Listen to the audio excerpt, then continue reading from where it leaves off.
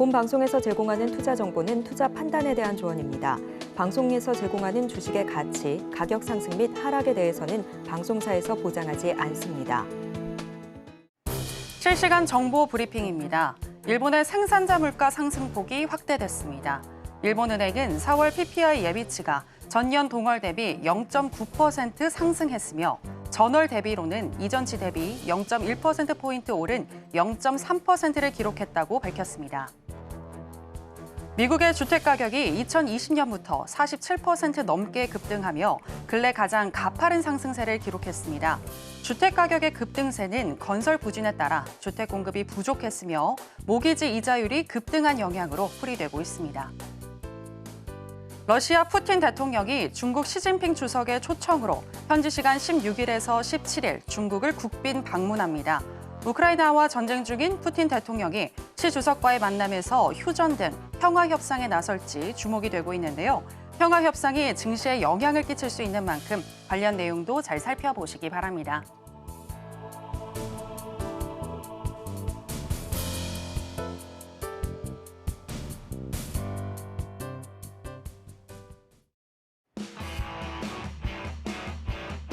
지금은 해선시대 해외 선물 상황을 가장 빠르게 알려드리는 시간 해선시대 정유현입니다. 간밤 미국 증시는 CPI 발표를 앞두고 혼조세를 보였습니다. 그리고 오늘 증시도 우리 시장 관망세를 보이면서 마감을 했는데요. 시장에서는 미국의 CPI가 전월 대비 0.1%포인트 둔화된 3.4% 상승할 것으로 보고 있습니다. 여기에 식품과 에너지 물가가 제외된 근원 물가 같은 경우에는 전월 대비 0.2%포인트 둔화될 것으로 예상을 하고 있는데요. 이렇게 조금이라도 물가가 둔화가 되면 호재이지 않냐라고 생각하시기가 쉽지만 파월 의장과 그리고 연준 의원들은 이것보다 더 중요하게 체크하는 것이 있습니다. 바로 지속적인 물가 하락이 되겠는데요. 이 지속적인 물가 하락을 체크하기 위해서는 봐야 할 수치가 있습니다. 바로 슈퍼코어로 불리는 초근원 물가가 되겠는데요. 이 초근원 물가는 근원 물가에서 주거비까지 뺀 물가로 임금에 초점을 맞춘 서비스 물가만을 이야기합니다. 지난 3월 초근원 물가는 11개월 내 최고치를 기록한 바 있는데 만약에 이번 달 4월에 이 초근원 물가가 또다시 최고치를 갱신하게 된다면 아무래도 금리 동결이나 금리 인상 쪽으로 또 이야기가 나올 수가 있겠죠. 반대로 이 초근원 물가가 조금이라도 하락을 하게 된다면 우리 시장에는 통풍으로 작용하지 않을까라는 예상이 나오고 있습니다. 이 부분 잘 체크해서 15일 CPI 발표 때 체크를 해보시기 바라겠고요. 그리고 오늘 9시 30분에 미국의 4월 PPI 생산자 물가지수가 발표가 됐습니다. 전월 대비 0.5% 상승하면서 예상치인 0.3%를 웃돌았는데요. 이게 금리에 어떠한 영향을 끼칠지도 오늘 해선시대에서 마스터님과 이야기 나눠보도록 하겠습니다. 현재 뉴욕의 주요 3대 지수 상승하면서 출발을 했습니다. 자, 그럼 본격적인 시작 전에 오늘의 주요 경제 지표 일정부터 만나보고 오시죠. 독일의 4월 소비자 물가지수는 2.2%로 예측치에 부합했습니다. 미국 노동부가 4월 생산자 물가지수를 발표했습니다.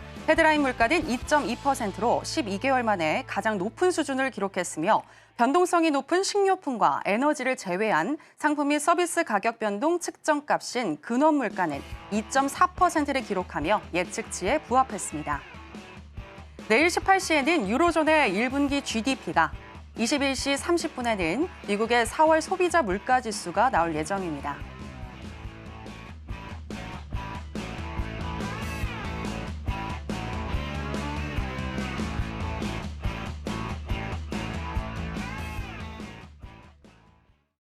네, 경제지표 일정까지 만나보고 오셨고요. 그리고 오늘은 또 어떤 마스터와 함께 할지 먼저 화면으로 만나보시죠.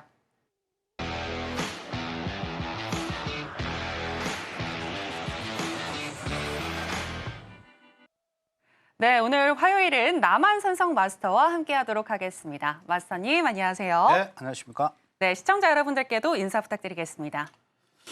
네, 안녕하십니까. 오늘 생산자 물가지수가 조금 전에 발표가 됐고요. 생산자 물가지수는 소비자 물가지수를 대충 생산자이기 때문에 당연히 선행되는 그러한 지표예요. 그래서 생산자 물가지수가 발표가 됐고 내일은 뭐 다들 아시다시피 소비자 물가지수가 발표가 됩니다. 그리고 오늘 같은 경우에는 지금 PPI 오늘 생산자 물가지수가 발표가 됐는데 조금 있다가 이제 11시부터 파월 연준 의장의 연설이 있어요. 아마 연준 의장이 오늘 PPI 부분에 대해서 한번 언급을 할 수도 있고요. 내일 있을 소비자 물가지수에도 언급을 할 여지가 충분히 있습니다. 그래서 현재 해외 선물, 뭐 나스닥이라든가 뭐 오일, 뭐 골드 거래하신 분들은 파월 연준 의장 어떻게 발언을 하는지 이 부분도 여러분들이 꼭 체크를 하시고 넘어가셔야 된다. 이 말씀 드리겠습니다. 오늘도 남한산성과 같이 오늘 열심히 또 저는 할 것이고 여러분들에게 만족될 수 있는 충분한 오늘도 재밌고 쉽게 여러분들에게 또 전달하는 그러한 시간이 되도록 노력을 하겠습니다. 감사합니다. 네, 오늘 PPI 생산자 물가지수가 발표가 됐고 그리고 곧 미국의 CPI 발표가 있는 만큼 특히 오늘 방송 주목해서 보시는 게 좋을 것 같은데요. 오늘 시간이 사실 좀 저희가 50분 동안 진행을 하는 거다 보니까 부족할 수가 있는데 더 남한산성 마스터님과 이야기를 나누고 싶다 하시는 분들 그리고 또 남한산성 마스터님 같은 경우에는 이렇게 파워 노트도 준비를 하고 계십니다. 지금 아래 하단에 나가고 있는 QR코드를 스캔하셔서 들어오시면은요, 이 파워 노트까지 받아가실 수가 있으니까요. 이 부분 참고하셔서 남한산성 마스터님과 조금 더 가까이에서 이야기 나눠보시고 공부 한번 해보시기 바랍니다. 자, 그러면은 이제 본격적으로 해선시대 시작해 보도록 할 텐데요. 먼저 상품별 현재 시세 알아보고 그리고 시장에 영향을 주고 있는 이슈 점검해 보도록 하겠습니다.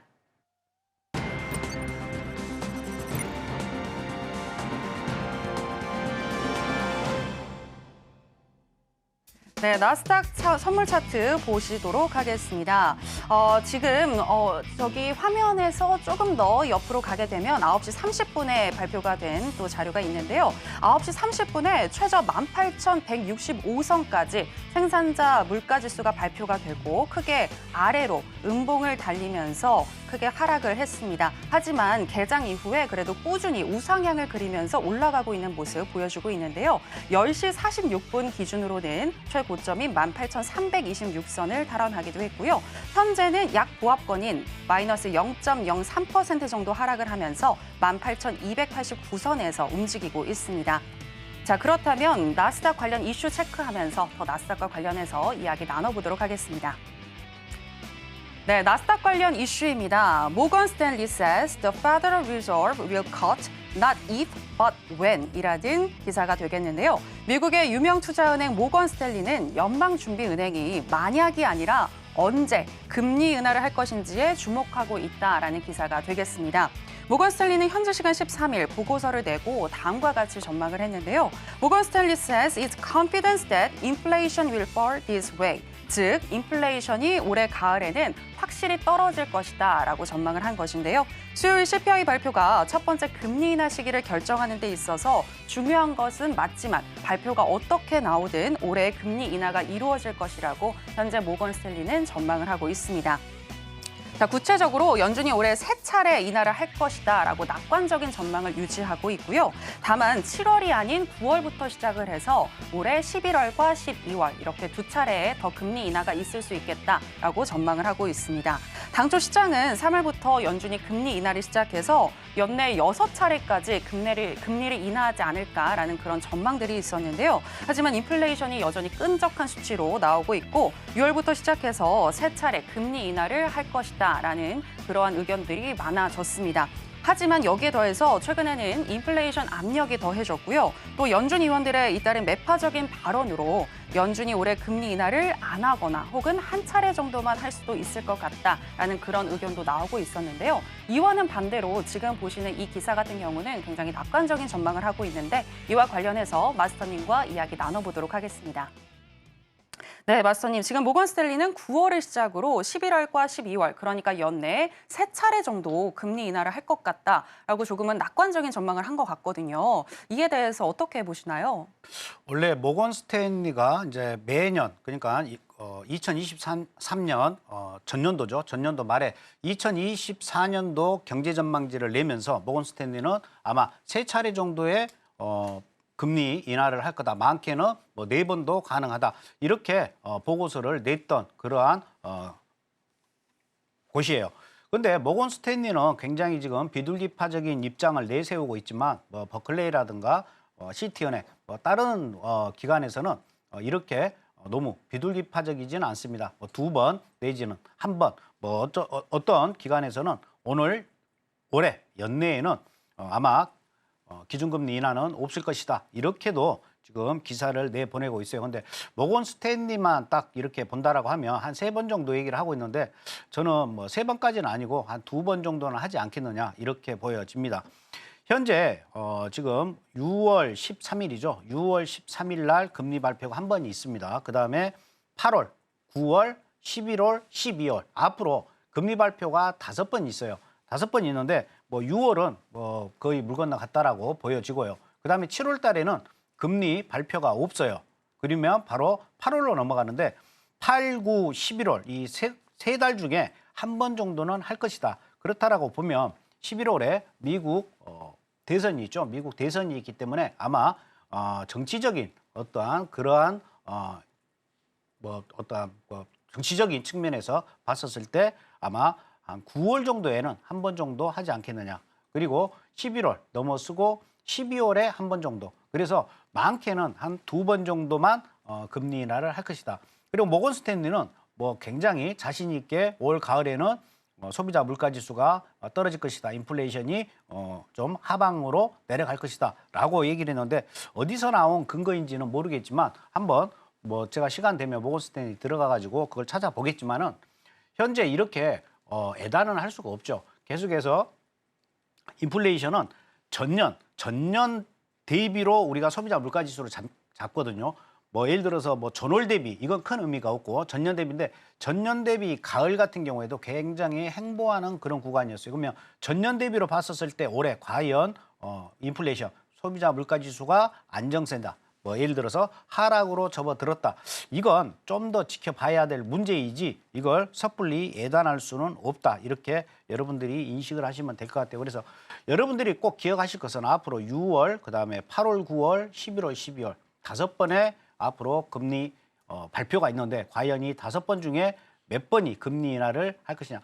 지금 현재 시장에서는 원래 당초에 연초에만 해도 3번에서 5번이라고 다들 이구동성으로 입 달린 사람들은 다 그렇게 얘기를 했었어요. 근데 지금은 2번이라도 해주면 정말 감지덕지하다. 만약에 한 번 정도로 그친다. 그러면 시장은 또 충격을 받을 거예요. 한 번 가지고는 지금까지 뭐 나스닥이 오르고 골드가 그동안 올랐던 이런 모든 부분에 있어가지고 좀 거품이 낀 거다. 이미 선반영이 돼 있지 않습니까? 그렇기 때문에 나스닥도 거의 뭐 15% 내지 20% 정도는 하락을 할 수가 있어요. 계속해서 파월 연준 의장의 이야기라든가 다른 연준 위원들의 매파적 발언들이 계속 나오고 내일 있을 소비자 물가지수도 시장이 원하는 그러한 수치만큼 나오지 않는다라고 하면 금리 인하는 계속 그 기대감은 줄어들 것이고 시장은 그동안 선반영 됐었던 위험자산군에 속하는 나스닥, S&P, 다우 뭐 이런 모든 부분들이 아마 조정 국면으로 넘어갈 것이다. 이렇게 여러분들이 보시면 되실 것 같습니다. 그래서 지금 현재로서는 너무 예단할 필요는 없다. 이렇게 여러분들이 생각을 하시면 될 것 같고요. 그리고 지금 모건 스탠리에서는 뭐 딱 찍어주라. 언제 금리를 할 건지 뭐 이렇게 얘기를 하는데 파월 연준 의장 입장에서는 그걸 딱 찍어서 말할 수가 없죠. 계속해서 그냥 원론적인 이야기만 되풀이하고 있어요. 인플레이션이 어느 정도 떨어져야 우리는 금리 인하를 하겠다. 그렇지만 연내에 금리 인상은 없다. 금리 인상은 없다라고 말을 한 덕분에 또 저번 주 같은 경우에는 또 나스닥이 굉장히 큰 상승을 했죠. 그래서 파월은 언제 금리 인하를 하겠다라고는 절대 이야기를 안 할 겁니다. 우리가 그러면 알 수 있는 것은 단지 데이터죠. 그 데이터가 바로 소비자 물가지수, 그다음에 매달 첫 번째 금요일 날 발표가 되는 고용지표, 이 2가지 지표를 보고 우리가 가늠을 할 따름이지 파월 연준 의장은 아마 금리 인하 이걸 섣불리 날짜를 찍어서 이야기하지는 않을 것이다. 그래서 오늘 지금 이제 11시부터 파월 의장 현재 연설이 지금 진행되고 있을 건데 여기서 어떤 멘트가 나오는지도 여러분들이 좀 체크해 보시고 가장 중요한 것은 내일 소비자 물가지수가 어떻게 나오느냐 이 부분을 여러분들이 꼭 체크를 하고 아마 내일 소비자 물가지수가 시장에 부합되는 그러한 좋은 점수가 나왔다. 좋은 프로테이지, 좋은 결과치가 나왔다. 그러면 5월 월말까지는 거의 한 방향으로 갈 겁니다. 하지만 시장이 바라는 대로 안 나온다 그러면 계속해서 하방 압력으로 5월 말까지 갈 거예요. 적어도 6월 초에 있을 고용지표 그 발표 날 때까지는 원웨이로 갈 가능성이 매우 높다. 이렇게 여러분들이 보시면 되실 것 같습니다. 네, 지금 이 기사로는 예단하기가 어렵다, 조금 더 지켜봐야 할 것 같다라고 말씀을 해주셨는데요. 가장 중요한 또 지표, 내일 CPI 발표가 있을 예정이니까요. 이 부분 잘 체크해보자라고도 말씀을 해주셨습니다. 나 혼자 좀 체크하기는 어렵다. 구체적으로 어떤 전략을 취해야 할지 남한산성 마스터님과 이야기를 나누고 싶다 하시는 분들은요. 지금 하단에 나가고 있는 이 QR코드 참고해 주시면 되겠습니다. 자, 그럼 이제 구체적으로 현재 시점에서는 어떤 포지션을 취해야 할지 마스터님 께 한번 물어보도록 하겠습니다. 자, 마스터님 팻말 준비해 주시고요. 네, 하나, 둘, 셋, 빠밤. 매수 사인 들어주셨네요. 좀 더 지켜봐야 될 것 같다라는 아까 의견이 있으셨는데 왜 나스닥 선물 같은 경우에는 매수일까요? 지금 현재 매수라는 겁니다. 아, 좀 이제 지켜보면 어떻게 이제 바뀔 수는 있겠지만 네. 현재 생산자 물가지수가 굉장히 높게 나왔음에도 불구하고 아래꼬리 달리고 이렇게 올라가는 이러한 모습은 앞으로 현재 나스닥은 이 생산자 물가지수는 이제 어느 정도 우리가 봤다. 그렇기 때문에 내일 소비자 물가지수 어떻게 나올지는 모르겠지만 일단은 스탠스 자체는 위험자산 선호 현상으로 현재 진행되고 있다. 이렇게 보여집니다. 먼저 일봉 차트로 나스닥을 한번 살펴보도록 하겠습니다. 일봉 차트 보시게 되면 현재 일봉 차트 같은 경우에 최고점이었죠. 18,700을 찍고 거의 61.8%까지 조정을 줬어요. 61.8% 조정을 주고 1파, 2파 그리고 50%에 안착을 했죠. 50%에 안착을 하고 다시 상승을 했는데 제가 누누이 말씀을 드렸다시피 18,220 이 자리 위로 올라타면 계속해서 정고점을 향해서 계속해서 나스닥은 방향을 잡아 나갈 것이다. 이렇게 말씀을 드렸어요. 만약에 오늘 18,120이 만약에 무너졌다 그러면 다시 하락 국면으로 접어든다. 이렇게 볼 수가 있지만 현재 18,120 이 위에 안착되어 있는 모습이고요. 앞으로 나스닥 같은 경우에 내일 이제 소비자 물가 지수가 나오고 나서 그러니까 내일 소비자 물가 지수가 굉장히 좀 시장 예측치보다 안 좋게 나와가지고 만약에 하락으로 떨어지면서 18,120 아래에서 종가가 끝난다 그러면 5월 말까지는 계속해서 하락 압력을 받을 거예요. 하지만 현재는 18,120 이 위에 지금 엄연히 위에 올라와 있는 모습이고요. 현재 보조 지표를 보더라도 물론 과매수권에 와 있지만 어찌됐든 간에 데드클로스 나올 김이 전혀 안 보이고 있고 옆으로 횡보하고 있는 모습이에요. 그래서 아직까지는 오늘 생산자 물가지수 아마 시장 참여자들은 굉장히 지금 이게 뭐지? 뭐 이런 의구심을 가질 건데 이렇게 우리가 생각 자체로 생산자 물가지수가 예상치보다 높게 나왔으니까 무조건 하락할 거야. 이렇게 판단은 굉장히 금물이에요. 항상 제가 말씀을 드리지만 골드가 됐든 나스닥이 됐든 S&P가 됐든 오일이 됐든 1 더하기 1은 2다. 이러한 정답지가 절대 없어요. 그렇기 때문에 항상 이러한 지표 발표할 때는 한 걸음 뒤에서 충분히 시장을 본 다음에 시장이 선택하는 길, 시장이 원하는 길, 시장이 진행되는 방향으로 대응을 하셔야 된다라고 제가 늘상 말씀을 드렸어요. 원론적으로 따지면 생산자 물가지수가 예상치보다 높게 나왔다. 당연히 하방 압력을 받아야겠죠. 만약에 내가 주식을 갖고 있다. 야, 내일 소비자 물가지수, 오늘 생산자 물가지수가 이렇게 높게 나왔는데 내가 들고 갈 이유가 없겠죠. 일단 팔자. 이렇게 시장 심리는 작동이 돼야 되는데 현재 보면 생산자 물가지수가 발표됐음에도 이렇게 상승하고 있다는 것은 일단 우리는 매수로 스탠스를 잡아야 된다. 이렇게 보시면 되실 것 같습니다. 60분짜리 한번 나스닥 보도록 하겠습니다. 현재 제가 이제 왜 나스닥이 60분짜리로 봤었을 때 매수로 봤냐면 오늘 굉장히 중요한 자리가 18,282입니다. 18,282 이 라인이 굉장히 중요한 라인이었는데 아까 PPI 생산자 물가 발표가 나면서 음봉을 만들고 강하게 지금 떨어졌다가 그냥 다 꼬리 말고 올라와 버리는 그런 모습이죠. 그리고 나서 그 다음 캔들 지금 현재 나스닥 60분짜리예요. 23시 기준으로 해가지고 18,282 위로 이렇게 안착을 했다는 거죠. 그러면 뭐다? 18,282가 무너지지 않는 이상은 계속해서 상승 쪽으로 우리가 가야 돼요. 그래서 첫 번째는 전고점인 18,348까지는 터치할 것 같고요. 18,348이 또 돌파가 된다. 그러면 18,410까지 오늘 같은 경우에는 18,410까지도 충분히 상승할 수가 있다. 이렇게 보시면 됩니다. 근데 만약에 지금 이렇게 진행이 되다가 다시 뭐 12시를 기점으로 해가지고요. 종가 기준으로 18,282 아래로 다시 떨어지는 모습이 나온다. 그러면 다시 매도가 작동이 될 거예요. 매도가 작동이 된다 그러면 18,205 이 정도 라인까지는 충분히 내려갈 수가 있어요. 아까 제가 일봉상 18,120이 굉장히 중요하다고 그랬죠. 그 자리까지 120까지인데 일단은 18,205까지는 떨어질 거고 18,205가 무너진다. 그러면 그 다음 라인은 18,120 아까 제가 말씀드렸던 18,120까지 내려갈 수가 있어요. 근데 이 시나리오는 일단 첫 번째 관문이 뭡니까? 18,282 이 라인이 무너져야 돼요. 이 라인이 적어도 1시간 캔들상 종가 기준으로 이 아래에서 끝나야지만 여러분들이 매도로 대응을 하실 수가 있는 것이고요. 현재는 어찌 됐든 간에 매수로 보고 대응을 한다. 매수 18,282 위에서는 계속해서 매수 공략. 여기에서 아니야. 나는 생산자 물가 지수가 높았으니까 더 이상 매수로는 안 보고 떨어질 거야. 섣불리 매도로 들어가지 마시고 정녕 매수로는 내가 들어가고 싶지 않다. 나는 매도로 다시 돌아설 거라고 본다라고 하신 분들은 지금 매도를 들어가지 마시고 아까 말씀드린 바와 같이 18,282 아래로 떨어졌을 때 그때 여러분들이 매도로 대응하는 전략으로 가져가시는 게 좋다. 어찌됐든 간에 지금 나스닥은 매수 관점으로 보고 여러분들이 대응을 하셔야 된다. 이렇게 말씀을 드리겠습니다. 네, 나스닥 선물과 관련한 전략 들어볼 수 있었습니다. 현재 시점에서는 매수 전략이 좋을 것 같다라고 이야기를 해주셨고요. 18,120선까지 떨어지지 않는다면 괜찮아 보이지만 CPI 발표 이후에도 바로 매수나 매도 포지션을 취하기보다는 조금 더 시장을 지켜보면서 대응하는 게 좋겠다라고 이야기를 해주셨습니다.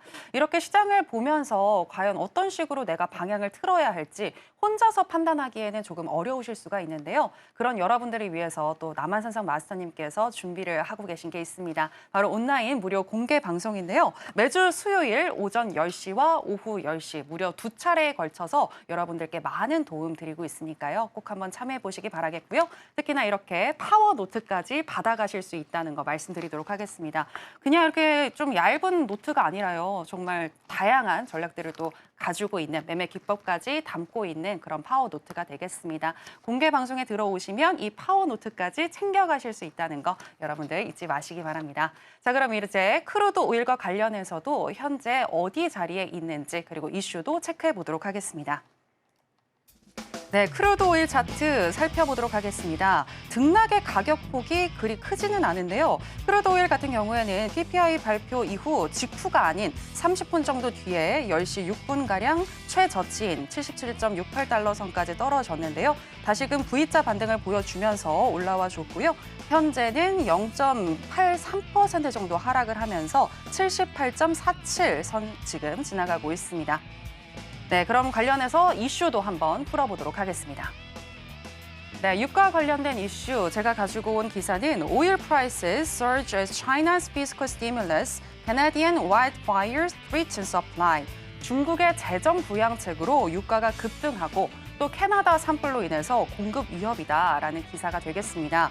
어제 실시간 정보 브리핑으로 한 차례 전해드렸었는데요. 중국이 특별 국채를 발행을 한다고 하죠. 중국 재무부가 이 침체된 경제를 부양시키기 위해서 채권 발행을 통해 1조 위안 정도를 조달할 계획이라고 했는데 중국 경제 주요 부문을 대상으로 20에서 50년 만기의 특별 국채가 발행될 예정이라고 합니다. 이로 인해서 중국은 경제 성장을 위해서 또 많은 오일을 수입을 할 수가 있겠죠. 경제 성장을 위해서는 또 많은 석유가 필요하니까요. 한편 캐나다 서부에서는 현재 대형 산불이 발생을 했다고 하는데요. 이게 석유 허브까지 번지면서 석유 공급에 차질이 생길 수 있겠다라는 내용을 또 담고 있습니다. 오펙 플러스 비회원국 중에서는 미국과 가이아나에 이어서 세 번째로 지금 많은 양을 생산하고 있는 게 바로 캐나다인데요. 이렇게 캐나다의 석유 공급에 차질이 생기고 또 중국의 수요가 늘어나게 된다면 유가는 더 상승하게 되는 것인지 이 부분과 관련해서 마스터님과 또 이야기 나눠보도록 하겠습니다. 네, 마서님 질문 드리도록 하겠습니다. 지금 중국의 부양책과 캐나다 산불 관련해서 제가 기사를 짚어드렸는데요. 이러한 뉴스들이 오일 가격에 영향을 미칠 거라고 보시는지 아니면 전쟁 같은 뭐 지정학적 리스크 이런 것들이 더 오일 가격에 많은 영향을 끼칠 거라고 보시는지 어떻게 생각하시나요? 먼저 캐나다 그러면 여러분들이 산유국 그러면 거의 다 중동 국가만 생각을 하지 않습니까? 네, 근데 네. 전 세계에서 기름이 가장 많이 나는 나라가 첫 번째가 미국이에요. 미국이고 네. 2등이 사우디아라비아, 3위가 러시아, 4위가 캐나다, 5위가 이라크예요. 뭐 이 정도는 아시아겠죠. 그러면 캐나다가 전 세계 산유 생산량 중에 4위를 지금 타이틀을 갖고 있는데 이번 산불로 인해 가지고 영향을 안 받을래야 안 받을 수가 없습니다. 아무래도 공급적인 측면에서 보통 지금 하루 330만 배럴 정도 오일 생산을 하고 있는데 캐나다 같은 경우에요. 이번 산불에서 영향을 받을 겁니다.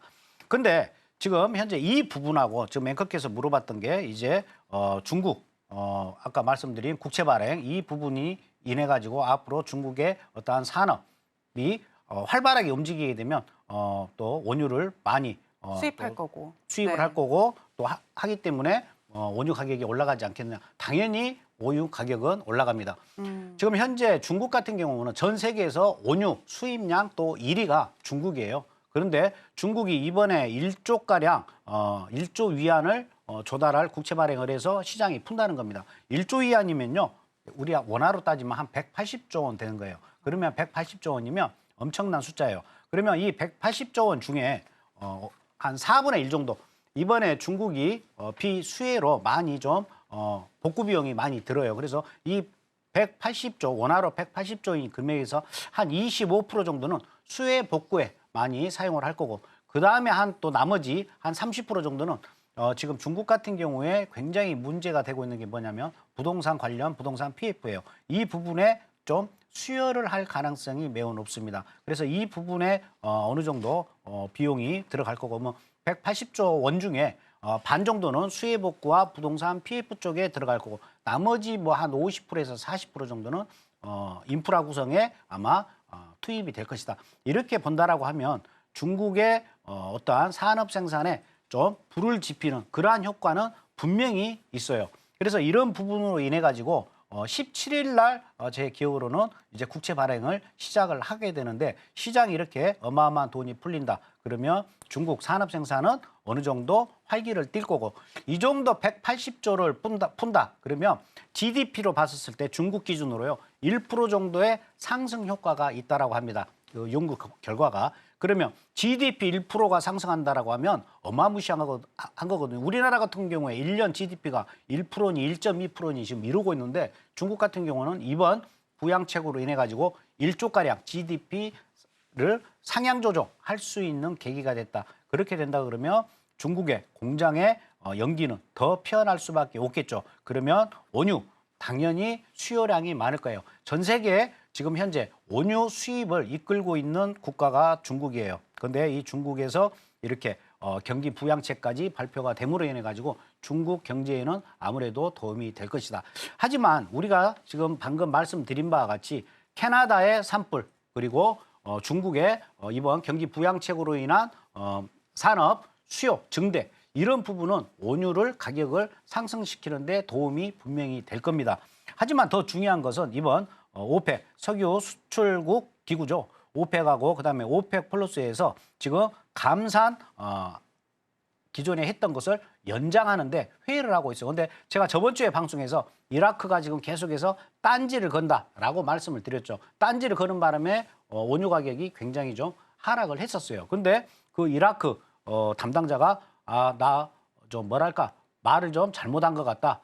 우리는 감산에 적극적으로 협조를 하겠다. 뭐 이런 식의 이야기를 했어요. 그래서 추가 감산에 동의하지 않는다고 밝힌 뒤에 하루 만에 나온 이야기이기 때문에 아마 감산 쪽에 좀 무게가 좀 많이 가지 않느냐. 그러면 캐나다 산불이 있죠. 그다음에 아까 말씀드린 중국 1조 위안 부양책으로 인한 산업 생산 증대, 그걸로 인한 원유 수입 증대, 또 이런 부분. 그다음에 세 번째로 오펙, 그다음에 오펙 플러스 국가들 간의 감산 연장 합의. 이 세 개가 된다라고 하면 사실상 지정학적 리스크는 어느 정도 좀 소강 상태에 와 있기 있기 때문에 이건 크게 문제가 안 되고 이 세 가지가 부각이 된다라고 하면 오일 가격이 좀 더 상승할 수 있는 여지는 충분히 있어 보입니다. 네, 이야기를 들어봤습니다. 중국의 부양 정책 그리고 캐나다 산불과 관련해서 물론 이러한 것들도 오일 가격에 영향을 주겠지만 오펙과 오펙 플러스의 감산 회의가 어떤 식으로 결과가 나오는지 이 부분을 더 주목해서 봐야 한다라고 얘기를 해주셨는데요. 자, 그렇다면 크루드 오일과 관련해서 또 마스터님의 전략 알아보도록 하겠습니다. 팻말 준비해 주시고요. 하나, 둘, 셋, 빠밤. 매도군요. 왜 매도일까요? 방금 그래도 아무래도 이 감산을 할 여지가 좀 더 많아 보인다. 그리고 또 오일 가격이 만약에 이 영향을 받게 되면 중국이나 캐나다의 영향을 받게 되면 올라갈 수 있을 것 같다라고 얘기를 해주셨는데 왜 현재에서는 매도죠? 이제 제가 방금 말씀드린 것은 전체적인 펀더멘탈적인 측면, 어떠한 거시경제적인 측면에서 그렇게 말씀을 드렸던 거고, 그러니까 제가 말씀드렸던 것은 떨어지더라도 많이 안 떨어질 것이다. 이렇게 여러분들이 이해를 하시면 되는 거예요. 그리고 아직까지는 상승 쪽으로 돌아섰다라고 보기는 조금 힘들다. 그렇기 때문에 오늘 같은 경우에는 어차피 우리가 데일리 트레이딩을 하기 때문에 데이 트레이딩을 하기 때문에 오늘 같은 경우에는 매도로 대응을 한다. 이 말씀을 드리고 싶고요. 일봉 차트 한번 보도록 하겠습니다. 크루드 오일 일봉 차트를 보시게 되면 제가 누누이 여러분들한테 진짜 쪽집게처럼 말씀을 드렸어요. 아마 이때로 기억이 되는데 79.43 아래로 지금 종가가 내려왔죠. 79.43 아래로 종가가 떨어진 이후에 제가 뭐라고 그랬습니까? 77.05와 79.43 여기에서 지루하게 박스권의 흐름을 보일 것이다. 그리고 이 위로 돌파가 되면 상승이요. 이 아래로 하방 돌파가 되면 하락이다라고 말씀을 드렸고, 전에도 제가 말씀을 드렸죠. 이렇게 계속해서 이때도 지루한 거의 2주 동안의 박스권을 흐름을 보였던 자리예요. 그래서 지금 현재 79.43과 77달러 이 안에서의 흐름을 보이고 있어요. 그래서 엄연히 따지면 오늘 제가 이제 여러분들한테 매도라고 말씀을 드렸는데, 엄연히 따지면 오일 같은 경우에는 지금 현재 박스권의 흐름을 보인다. 이렇게 여러분들이 보시는 게 맞겠다. 그래서 79.43이 정말 좋은 자리입니다. 79.43 위로 종가가 위로 올라선다. 그러면 좀 더 이제 상승을 해서 82달러까지 갈 것이고요. 77달러 아래로 다시 깨진다. 그러면 하방 압력을 받는다. 그러면 70대 초반까지 다시 내려갈 가능성이 현재 매우 높아요. 그래서 아직까지는 우리가 중장기적으로 오일 가격은 상승을 하는 쪽에 저는 무게를 두고는 있어요. 하지만 그 전에 시그널이 나와야겠죠. 어디? 79.43 위로 올라타야 돼요. 일봉상 종가 기준으로 79.43 위로 올라타면 상승이다. 그리고 지금 보조지표를 보시게 되면 일단 골드 크로스가 나가지고 우상향으로 올라가고 있는 이러한 모습이 보이죠. 그러니까 현재 보조지표상으로는 일단은 이제 매수 쪽에 무게가 많이 가고 있는 상황이에요. 그런데 한 가지 더 79.43 위로 종가가 위로 올라서준다. 그러면 오일은 그때부터 우리가 이제 매수로 본격적으로 대응을 여러분들이 하시면 되실 것 같습니다. 오일 60분 캔들로 한번 보도록 할게요. 오일도 마찬가지입니다. 항상 제가 말씀을 드리지만 그날의 기준선이라는 게 있어요. 그날의 기준선이라는 게 있는데 현재 오늘의 기준선은 79.20을 여러분들이 기준선으로 보시는 게 좋습니다. 79.20을 기준으로 해서요. 보시게 되면 오전에 79.20 여기 두 번 터치를 했고요.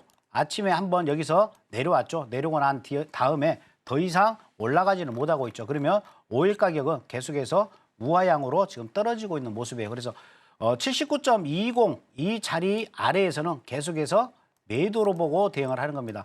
매수로 돌아선다. 그러면 79.20 이 위로 올라와야만이 그 다음에 크루드 오일은 상승할 수가 있어요. 그래서 현재로서는 여러분들이 크루드 오일 같은 경우는 매도로 보고 대응을 하고 1차 목표가는 78달러가 되겠죠. 78달러까지 보고 이미 한번 아까 발표를 할 때 터치를 했죠. 근데 여러분들이 아셔야 될 게 소비자 물가 지수나 생산자 물가 지수는 오일에 큰 영향은 안 줍니다. 큰 영향을 안 주고 어떤 방향을 제시하거나 하지는 않아요. 그렇기 때문에 오일 현재 매도로 보고 대응하는 게 맞고 79.20 아래에서는 계속해서 매도다. 그래서 78달러까지 일단 목표가 보고 길게는 끌고 갈 수가 없죠. 아까 제가 분명히 펀드멘탈적인 측면으로 여러분들한테 말씀을 드렸기 때문에 길게는 끌고 갈 수는 없고 짧게 대응하는 전략으로 가시는 게 좋아요.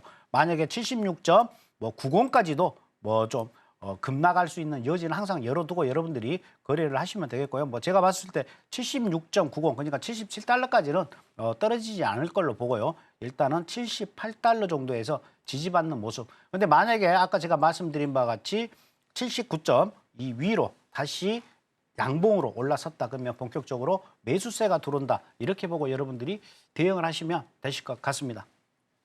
네, 크루드 오일과 관련해서 전략과 그리고 자리값까지 알아봤습니다. 79.43을 넘긴다면 상승할 여지가 분명히 있지만 현재 시점에서는 매도 관점을 취하시는 게 더 좋겠다라는 의견 들어볼 수 있었습니다. 자, 이렇게 크루드 오일과 관련해서 저희가 이야기를 나누는 동안 또 중요한 속보가 나왔습니다. 바로 파월 연준 의장이 발언을 한 건데요. 지금 보시게 되면 4월의 PPI가 예상보다는 높지만 수정치는 약화돼서 혼재하다라고 이야기를 또 했고요. 또 보면은 파월이 인플레 둔화하겠지만 연초만큼 자신감이 있지는 않다라고도 발언을 했고요. 또 발언을 했습니다. 어떤 내용이냐면 고용시장에 대한 내용인데요. 고용시장 조금씩 식고 있다는 신호가 확인된다. 이런 발언도 지금 했다고 합니다. 저는 지금 파월 너무 밀당하는 게 아닌지 정확히 방향성을 딱 제시를 해주고 있지 않은 것 같습니다. 이 발언을 봐서는 뭐 금리 인상인지 뭐 동결인지 인하인지 지금 정확히 모르겠는데요. 마스터님 어떻게 보시나요? 먼저 첫 번째 속보에 PPI가 지금 이번 4월 달치는 올랐지만 수정치는 좀 하향이 됐다, 약화가 됐다. 이 말은 뭐냐면 이 수정치는요 3월 달 거 전에 3월 달 이미 발표가 됐었는데 그게 좀 잘못 발표된 거다. 수정을 했다. 그게 좀 내려왔다. 이 말인데 뭐 지금 와가지고 그 수정세가 약화됐다라는 이 속보는 뭐 크게 뭐 도움이 되는 뉴스는 아닌 것 같아요. 네. 그리고 지금 현재 그 다음에 이제 얘기했던 게 인플레가 둔화하겠지만 연초만큼 자신감이 있지는 않다. 그러니까 연초에는 저 말은 이제 무슨 말이냐면 인플레에 대해서 강한 좀 연준이 생각하는 대로 많이 떨어질 걸로 이제 예상을 했었죠. 근데 지금 보니까 연준이 생각했던 것만큼 빨리빨리 물가지수가 안 떨어지고 있다. 네. 이 말은 당초에 금리 인하를 한 3차례, 4차례 하려고 그랬는데 지금 보니까 좀 이 속도 조절을 해야겠다. 이 말은 좀 안 좋은, 시장에는 안 좋은 멘트다. 이렇게 보여지고요. 그다음에 이제 세 번째로 또 이제 얘기했던 것은 고용시장이 조금씩 식고 있다라는 뉴스였는데 이건 이번 달 금요일 날 발표가 됐죠. 고용지표가 굉장히 안 좋게 나왔어요. 그러니까 그 고용지표를 가지고 얘기를 하고요. 그다음에 매주 실업수당 청구 건수가 발표가 되는데 현재 실업수당 청구하는 인원이 많아지고 있어요. 실업수당 청구하는 숫자가 많다는 건 뭡니까? 실업자가 계속해서 늘어나고 있다는 말이에요. 그러니까 고용시장이 안 좋으면 파월이 그랬죠. 첫 번째, 물가지수가 떨어져야 된다. 인플레이션이 잡혀야 금리 인하를 하겠다. 그다음에 두 번째로 또 잡았던 게 고용이에요. 고용이 굉장히 안 좋은 상황이 벌어진다. 그러면 그때 금리 인하 카드를 쓸 수도 있다. 고용지표가 좀 내려와야 된다. 이렇게 얘기를 했었는데 현재 고용지표 부분은 어느 정도 연준이 생각하는 그러한 수준까지는 지금 내려오고 있다. 이렇게 보시면 되실 것 같습니다. 네, 그런 가운데 지금 또 속보가 하나 더 있네요. 보니까 파월이 다음 금리 결정이 인상일 것이라 생각지 않는다라고 얘기를 했는데 지난번에도 파월이 인상과 관련해서는 딱 선을 그었잖아요. 네네. 확실히 뭐 금리 동결을 했으면 했지 인상 쪽으로 갈 것 같지는 않은데 마스터님도 같은 의견이시죠? 네, 맞습니다. 그거 뭐 파월이 저번에 이야기했을 때도 했던 얘기니까 한 얘기 또 한 거니까 뭐 크게 뭐 중요치는 않을 것 같습니다. 네, 그래도 시장이 인상 쪽으로 가면서 너무 경색되지는 않을 것 같다라고 생각이 드는데요. 조금 안심해도 되지 않을까라는 생각이 듭니다. 일단은 그 전에 CPI 발표부터 유념해서 보셔야겠죠. 자, 이렇게 속보까지 여러분들께 전달을 해드렸고요. 이번에는 골드와 관련해서 자리값과 그리고 이슈까지 체크를 해보도록 하겠습니다. 골드 차트 먼저 보시겠습니다. 네, 현재 골드 차트 보시겠습니다. 골드도 PPI 생산자 물가지수 발표 직후에 2,342선까지 내려갔지만요. 그래도 다시 자리를 찾아가고 있는 상황입니다. 11시 1분경에 2,362선까지도 올라가기도 했는데요. 하지만 이내 조금 내려왔다가 지금 현재 상황에서는 조금씩 더 힘을 내주고 있는 상황입니다. 현 시점에서는 0.73% 정도 상승을 하면서 2,360선까지 터치를 했습니다. 자, 그렇다면 관련해서 이슈도 한번 체크해 보도록 하겠습니다. 네, 골드와 관련한 기사 살펴보시겠습니다. NVIDIA rivals gold as shield against inflation surveys shows. 엔비디아, 인플레이션 방패로 금과 경쟁하는 것으로 알려져라는 그런 조사 결과 밝혀졌다라는 기사가 되겠는데요. 최근 블룸버그의 한 조사 결과에 따르면 참가자의 46%가 금은 여전히 물가 상승에 대한 최고의 안전장치로 여기고 있다고 합니다. 그런데 여기서 재미있는 건요. 30%가량 정도는 엔비디아 같은 기술주를 인플레이션의 해지 장치로 생각을 하고 있다고 답을 했다고 합니다. 자, 하지만 기술 기업은 미래 수익에 따라서 기업의 가치가 크게 좀 왔다 갔다 할 수 있고 인플레이션과 또 금리 변동에 민감한데요. 그래서인지 응답자의 4분의 1은 만약 경기 침체가 온다면 주식이 아닌 국채가 더 나은 방패가 될 것이다라고 응답을 했다고 합니다. 그리고 또 달러에 대한 내용도 나오는데요. 연준의 긴축 정책으로 인해서 채권 금리가 높음에도 불구하고 미국 기업의 이익이 계속 지금 증가를 하고 있는데 이로 인해서 응답자의 4분의 3이 달러가 최고의 피난처 통화다라고 답했다고 합니다. 기축통화 위상에 걸맞게 이 달러 위력을 또 이 기사와 또 설문조사를 통해서 알 수 있지 않나라는 생각이 드는데요. 이렇게 달러의 가치가 계속 올라가자 중국은 달러에 대항하기 위해서 금을 많이 매입했고 금이 그 수혜자가 되었다라고 기사는 보고 있습니다. 자, 관련해서 이야기 나눠보도록 하겠습니다. 네, 마스터님 질문 드리도록 하겠습니다. 보통 이 인플레이션 해지 수단용으로 미국 주식을 우리는 얘기를 한다고 한다면 보통은 은행주 같은 이런 가치주를 많이 얘기를 하는 것 같은데 엔비디아 같은 기술주가 언급이 됐습니다. 이에 대해서 어떻게 보시나요? 당연히 은행주 같은 경우보다는 은행주 같은 경우는 좀 보수적인 그러한 종목이고 기술주 같은 경우는 굉장히 좀 공격적인 그러한 자산이죠. 그러니까 어차피 주식은 위험자산에 다 속합니다. 하지만 은행주 같은 전통 주 같은 경우에는 보통 우리가 좀 보수적으로 보는 거고 기술주 같은 경우 우리가 공격적인 위험자산군으로 보는 게 맞습니다. 대표적으로 여러분들이 제가 누누이 말씀을 드렸지만 딱 이렇게 알려드리는 게 뭐냐면 위험자산과 안전자산이 있어요. 그러면 위험자산은 항상 우리가 좀 수익은 좀 우리가 극대화되지만 하이 리스크 하이 리턴이라고 그러죠. 굉장히 좀 손실 리스크도 좀 커요. 그러지만 수익률이 좋기 때문에 위험자산군을 또 경기가 좋을 때는 사람들이 좀 더 수익을 더 원하기 때문에 공격적으로 접근을 하는 그러한 자산들이 위험자산이에요. 하지만 경기 침체라든가 경기가 안 좋아지겠다 하면 위험자산에 리스크를 안고 들어가는 것보다 안전자산에 많은 사람들이 투자하기를 원하겠죠. 그런 안전자산의 탑으로 여러분들을 자산을 꼽으라면 그게 바로 골드예요. 그래서 안전자산은 골드, 그다음에 미국 국채, 독일 국채, 그다음에 엔화, 그다음에 달러 이런 군들은 또 안전자산에 속해요. 그래서 이 해지로 보통 이제 사용하는 것은 내가 공격적인 기술주 엔비디아를 산다. 예를 들어서 테슬라를 산다. 하지만 여기에 대한 해지 개념으로 이게 좀 떨어지면 부담이 가지 않습니까? 떨어질 때 반대급부적으로 안전자산, 골드를 삼으로 인해 가지고 어떠한 이러한 해지 개념으로 리스크를 줄이는 이러한 거래 방법을 많이 지금 택한다. 투자자들이 이렇게 여러분들이 이해를 하시면 되실 것 같아요. 그래서 지금 현재 또 중국 같은 경우는요. 거의 한 5년, 그러니까 코로나 전에만 해도 중국 위안화를 기축통화로 쓰기 위해서 무단히 노력을 많이 한 국가가 중국이에요. 감히 미국에 대응을 했죠. 야, 왜 전 세계 기축통화가 달러만 쓰느냐? 우리 위안화도 쓰겠다. 그래서 한 가지 예로 중국 같은 경우에는 원유를 많이 수입을 하지 않습니까? 원유 수입을 할 때 나 달러로 못 줘. 이제 앞으로 위안화로 주겠어. 이렇게도 계속해서 협박을 해가지고 그게 현재 원유 대금을 중국은 일부 나라에 대해서는 지금 자기네 자국 통화인 위안화로 지금 거래를 하고 있어요. 그러면 지금 현재 중국의 입장에서는요. 금을 계속해서 대거 지금 사들이고 있습니다. 그건 뭐냐?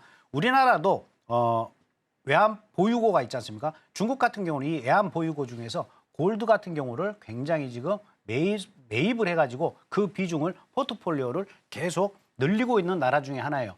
또 인도도 마찬가지입니다. 인도 같은 경우에도 골드를 계속해서 지금 매집을 하고 포트폴리오 그 자체, 외환 보유고 자체를 늘리고 있어요. 우리나라도 마찬가지입니다. 우리나라도 골드를 외환 보유고에 더 좀 뭐랄까요? 추가적으로 지금 사들이고 있다. 그래서 골드 가격이 계속해서 상승했던 요인 중에 하나가 이런 부분이었다. 이렇게 여러분들이 이해를 하시면 되실 것 같습니다. 네, 이렇게 해서 골드와 관련해서 이야기를 들어봤는데요. 바로 한번 전략 여쭤보도록 하겠습니다. 마스터님, 팻말 준비해 주시고요. 자, 골드와 관련한 전략 하나, 둘, 셋, 빠밤. 매수이시군요. 네, 왜 매수를 선택하셨을까요? 현재 골드 같은 경우에는 제가 전에도 말씀드렸다시피 이제는 매수 쪽에 좀 무게를 더 가야 된다. 이렇게 여러분들이 좀 이해를 하시면 되실 것 같아요.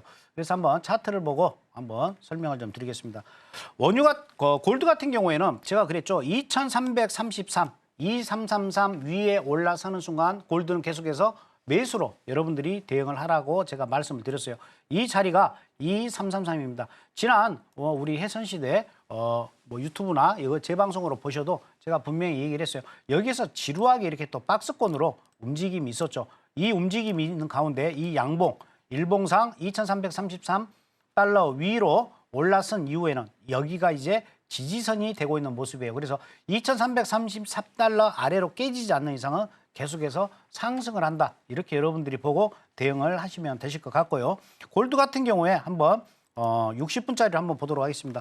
현재 골드 같은 경우에 60분인데 오늘의 또 기준선이라고 할까요? 오늘의 피봇자리는 2342달러였어요. 이 아래에서는 매도로 우리가 볼 수가 있겠지만 2342 위에서는 계속해서 우리가 매수로 대응을 해야 된다. 그런데 지금 현재 올라온 오늘 고점이죠. 2362. 이 자리는 거의 지금 원자리다. 이렇게 보시면 될 것 같아요. 그래서 여러분들이 골드를 거래를 한다 그러면 2362달러, 하방은 2342달러. 이 안에서 지금 현재 움직이고 있다. 이렇게 보시면 되실 것 같습니다. 네, 골드와 관련해서 또 이야기 들어볼 수 있었습니다. 현재 관점에서는 매수가 유효해 보인다라는 이야기까지 들어봤습니다. 자, 그러면은 이제 또 우리 마스터님의 공개 방송에 대해서 제가 소개를 좀 해드리고 싶은데요. 방금 금도 그렇고 뭔가 매수를 사인을 주시기는 했습니다만 구체적인 가격 전략 분명히 받아보시고 싶으실 것 같은데 아마 차트를 보시면서 그거를 캐치하시는 게 조금 어려우신 분들이 많으실 것 같습니다. 그럴 때에는 마스터님과 직접적으로 또 이야기를 나눠보실 수 있는 오픈 톡방이 있는데요. 지금 하단에 나가고 있는 QR코드 참고해 주시면 되겠고요. 그리고 수요일 매주 오전 10시와 그리고 오후 10시에 또 공개 방송 진행이 되고 있으니까 이 부분 참고해 주시면 되겠습니다. 특히나 파워노트 받아가실 수 있다는 거 제가 앞전에도 말씀을 드렸는데요. 이 파워노트 받아가시고 싶으신 분들은 아래 나가고 있는 이 QR코드 꼭 참고해 주시면 되겠습니다. 자, 그러면은 오늘 마스터님과는 여기서 아쉽지만 인사드리도록 하겠습니다. 마스터님 고맙습니다. 네, 감사합니다.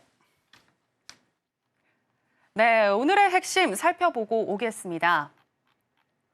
네, 오늘의 핵심입니다. 나스닥 같은 경우에는 생산자 물가가 전월 대비 예상치를 상회했음에도 아래 꼬리가 달린 양봉이 출현을 했는데요. 매수가 유리해 보인다라고 얘기를 해주셨고요. 과매수권에 진입을 했지만 데드크로스 기미 없이 상승하는 추세를 보여주고 있다라고 하면서 18,282포인트 지지하는 한 매수하고 18,348에서 18,410까지 도달이 가능해 보인다라고 이야기를 해주셨습니다.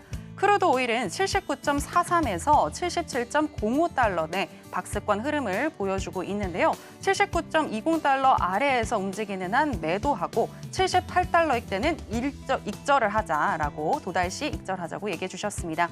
만약 일봉 종가가 79.43달러 위로 올라서면 83달러까지도 도달이 가능하다라고 분석을 해주셨습니다. 자, 이번에는 골드도 살펴볼 텐데요. 골드는 2,333달러 위에선 계속해서 매수로 대응하자라고 이야기를 해주셨고요. 2,362달러에서 2,342달러 내에서 움직일 것 같다라고 전망을 해주셨습니다.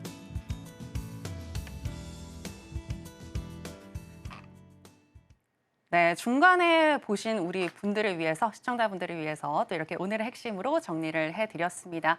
저희가 이렇게 준비한 내용은 여기까지인데요. 저희 해선시대는 자본시장 통합법을 준수하고 있습니다.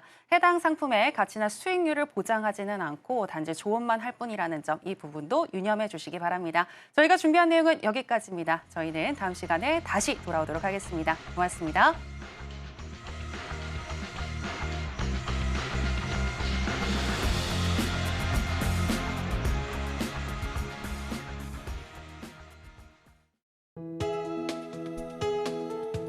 본 방송에서 제공하는 투자 정보는 투자 판단에 대한 조언입니다.